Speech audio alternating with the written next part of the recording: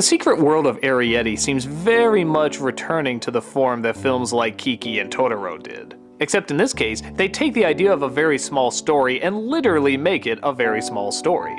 Based on the book The Borrowers, we follow the world of very tiny people that live in a little house and how they manage to get around without ever being seen. But our main character, Arrietty, does get seen once, coming across a boy who apparently seems to be very slowly dying. He seems to have come to peace with it and talks about his life with her.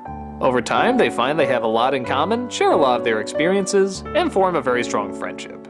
But things start to get a little crazy when one of the other people in the house starts to think there are little people that are roaming through the wood, and dedicates all of her time and effort to finding out where. Once again, that's about all there is to the story, but once again, that's about all that you need. The characters are all very likable and all very intelligent. I really like hearing the conversations that they share with one another. You really feel a sense of family in this film. A lot of films I see that focus on family have a lot of jokes and one-liners and put-downs and stuff, kind of like a sitcom. Here, everyone seems to talk like a real person. The only one who seems to speak differently is the boy with the terminal illness, but that's a boy with a terminal illness. And it's really fascinating to get inside his mindset, to hear how he sees the world and how he feels so very small in it, which of course is very fitting, telling this to a very small person. They both have big worlds with big limitations and yet for entirely different reasons. But even for all their talking, there's still a lot of visual imagination to this movie. Even just them trying to get across the kitchen is like this really big event. There's a great scene where they have to do it at night and they have to be quiet. It's almost like watching an episode of Mission Impossible. It's just so suspenseful. And it's also great to see just how they get through this world. All the little secret passages, all the devices that they make. The engineering, even on such a small scale, is very impressive. The only downside I have, which I'm starting to accept more and more, is just sort of a criticism of Japanese cinema, I think, is that the ending, once again, seems a little rushed. At least, in the placement of the credits.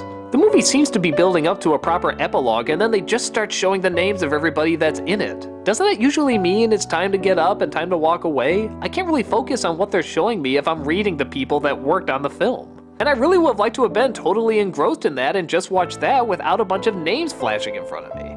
I don't get the creative choice, but I can definitely say it happens in a lot of anime films from Japan. Maybe it's a creative style I don't get, but it does kind of bother me. But it in no way ruins the film.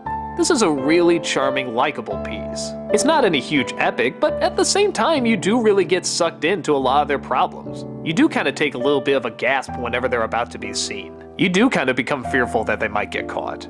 But at the same time, you enjoy the simpler moments of them just sitting back and having a conversation about the greater things as well as the smaller things. I really liked it, and I definitely enjoyed its very laid-back structure. If you're looking for big adventure, you'll get elements of it here and there, but it's mostly a very calm, subdued family film. But hey, what the hell's wrong with that? Give it a shot and see for yourself.